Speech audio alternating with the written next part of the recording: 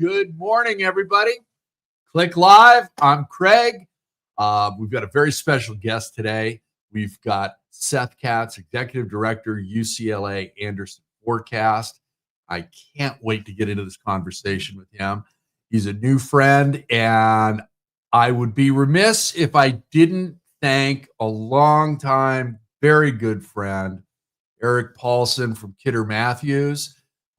He arranged a meeting, and I was on Seth's forecast show, and I thought I'd return the favor. So without any further ado, here's Seth Katz. Seth, welcome to the show. How are you? I'm doing well, Craig. Thanks for having me on. Hope you're... Oh, this is great. I've been looking forward to this. I had so much fun on your show, and I hope to return that favor today. So do me a favor, Seth. Would you tell the audience about yourself and UCLA Anderson Forecast, please? Sure. So I've been at the Forecast. So the Forecast is one of several specialized centers based at the Anderson School of Management, and I serve as its executive director. And the Forecast has been around since 1952. It's one of 9 specialized centers housed at the UCLA Anderson School of Management. And what it's best known for is publishing a report on a quarterly basis that looks at the U.S. and California economy. And what we tend to do when we release this report, the same day we have a large-scale conference, and we attract a lot of interest from the public and private sector, leaders from across different industry, business and industry, and so on. And they tune in because they want to hear the latest of what our economists are going to say. But they also read our reports, which has valuable information that helps them from a strategic planning and analysis perspective. So that's what absolutely. Your reports are timeless. I mean, yeah. Matter of fact, we were just talking before we went live. Why don't we share that now? You just released a report, or you're about to post it on your website. Yes. So twice a year, we release our commercial real estate survey and index that we work on in collaboration with the law firm of Allen Mackins. And what this looks at is it's prepared to better predict future California commercial rental and vacancy rates. And it looks across 4 spaces. So industrial, office, retail, and multifamily, in a number of geographical markets across the state. The tool surveys supply side participants, so it's commercial developers and financiers of commercial development for insights into their markets, because the participants are making investments upon these views. So it's an indicator of changing supply conditions. You know, and I mean, this whole year has been up and down, okay? And I can't wait to see what you're predicting for the next 3 years. According to some reports, we could be losing about $29 billion in revenue to the United States with, a plethora of issues, and hotels, travel, and tourism, all being affected by this. Yeah. Now, I haven't seen airfare come down, I'll tell you that. But the leader in the class right now for hotels is the extended stay, and you've seen a lot of the brands, if not all of them by this point, jump into it, and some of them are going to more of an upscale extended stay. So I'm going to be interested to see how that plays out as well. But I can't wait to see that report. Unfortunately, I think there's a couple of people out there that may not know a lot of details about UCLA's Anderson School. Would you delve into some of the different programs that you have at the school, please? Sure. So the UCLA Anderson School of Management is best known for its graduate programs. So there are several MBA programs. There's there's a master's in data analytics. There's a master's of financial engineering. But in addition to that, there's 9 specialized centers, as I mentioned earlier. So the Forecast is one. We're actually the oldest center at Anderson since we've been around since 1952. The establishment of us predates the start of the Anderson School of Management. So over the years, we've added centers in real estate, technology management. There's a center for marketing research. There's the list goes on. So That's some of the ways in which Anderson is playing a unique role in terms of the centers. The students are heavily involved within the centers and the campus community. So, as well as externally, we bring a lot of public sector and private sector leaders together regularly. And as I recall, besides football, baseball, basketball competition across town, you guys also get into various competitions for development and come up with a soup to nuts plan to, completely change the landscape of a piece of property. And I recall you did one down in Long Beach a number of years ago as well, at I think 2nd and PCH. There was an old hotel there that just wasn't functioning anymore. So, so you get into a lot of these things, and I think the importance of the forecast with California and the business community is amazing, and maybe you could touch on that and tell the audience about that, and then we'll delve into the real estate industry. Yes, so we have 6 economists on our staff. So I'm not an economist, but I work very closely with them. What my role really involves is helping the center grow. So everything from a fundraising perspective, overseeing the day-to-day operations.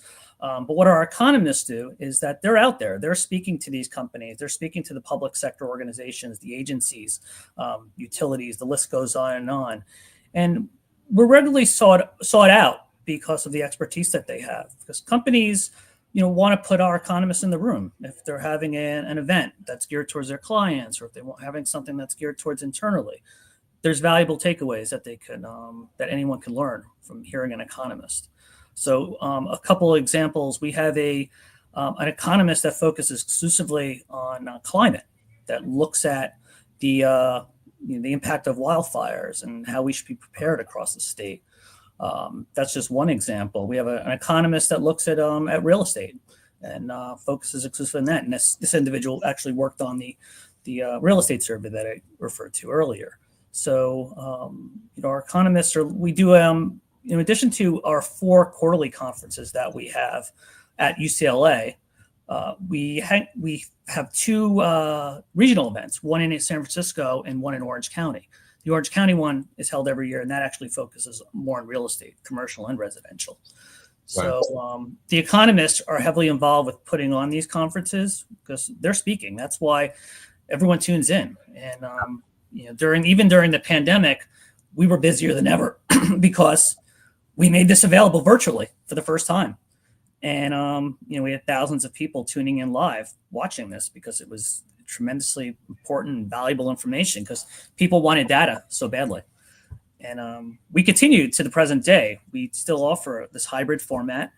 And one of the ways is part of our, it's part of a public service as an institution, is we make it available on YouTube for free, all the conferences. So you can watch live and hear the latest.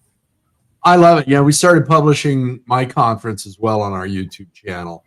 And we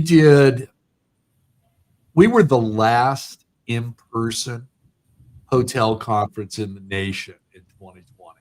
A week later, they shut everything down.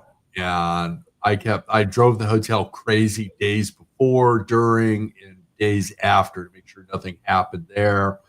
And we, 2021's rolling around and we're going to do a virtual conference. And a lot of my sponsors had just experienced that with one of our major trade organizations. And they were very bitter about it. And I said, look, come to the meeting. Let me go through the program with you and everybody else. And you can bring up that conference, any questions that you have, and let me see if I can get you comfortable with those. Sure. And we did. And it ended up being a big hit. And he called me as soon as we were done and said, Craig, I love it. My people are in private chat rooms right now with everybody and, holding conversations. And this was, the development team for a hotel brand, and it worked out really well. So and obviously with the show and your show as well, big believer in YouTube and electronic mediums. So yeah, it makes it easy for the viewer. And, we know that the virtual option that we offer for our conferences isn't going to go away. We have people tuning in from, not just across California and across the US, but all over the world. Yeah, so. Absolutely. Yeah, you get somebody sitting in London, Milan, Hong Kong, they want to know what's up. They want that data. They want that information. Now, you've got a very unique and special connection with the real estate industry, both on the residential side and the commercial side and all the various food groups within commercial real estate. Could you talk about that for a little bit, please? Yeah. So what we do twice a year when we have these conferences that I referred to, that's really where the connection is. So we have a conference every June, a quarterly conference, and it's always real estate focused. So we tend to shift from year to year. So it's commercial one year, residential the next. Okay. And we'll typically have a keynote speaker that focuses on something revolving around real estate. It's usually a leader from the industry. And then a panel will be composed of private sector executives for the most part. We collaborate with our center, with another center at Anderson, the Ziman Center for Real Estate. And we hold that event with them. Plus, we have a conference every April, the Orange County annual conference, and that has a real estate focus too. And we partner with the Ziman Center for Real Estate, which is another center based at the Anderson School. So that's probably the one center that we work closest with, largely because of these conferences focused on the real estate industry that attracts so much attention. Yeah, absolutely. And I was at one of your conferences on campus a few years ago. And I got to tell you, it was an event for me. I enjoyed it thoroughly. I stayed at the W Hotel by the school, and it was just beginning to end. It was one of the most impressive events that I've ever been to, and I highly recommend that you go to any of the UCLA conferences. So.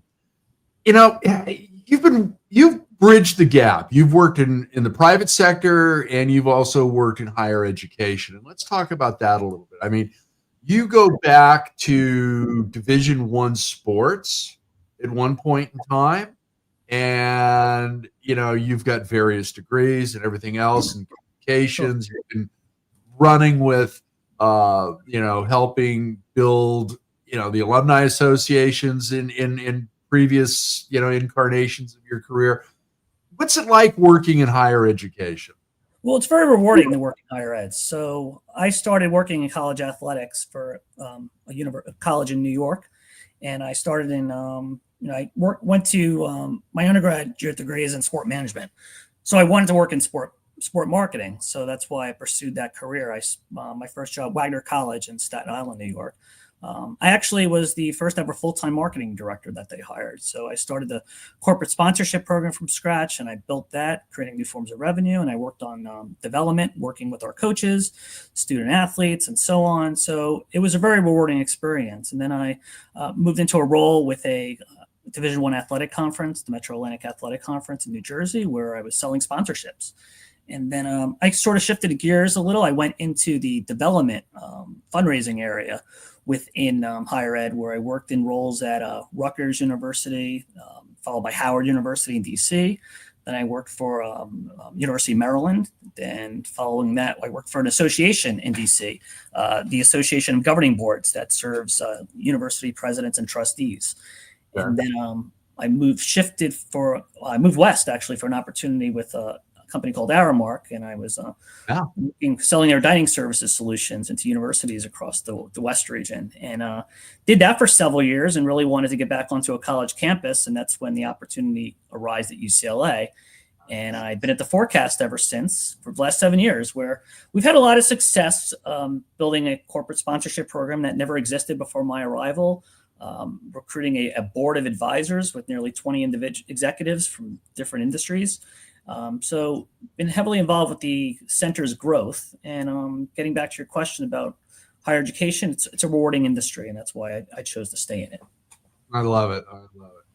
Well, with that extensive background, I got to imagine you logged a lot of air miles and you stayed in a lot of hotels and had probably at one point in time incredibly average food at a hotel.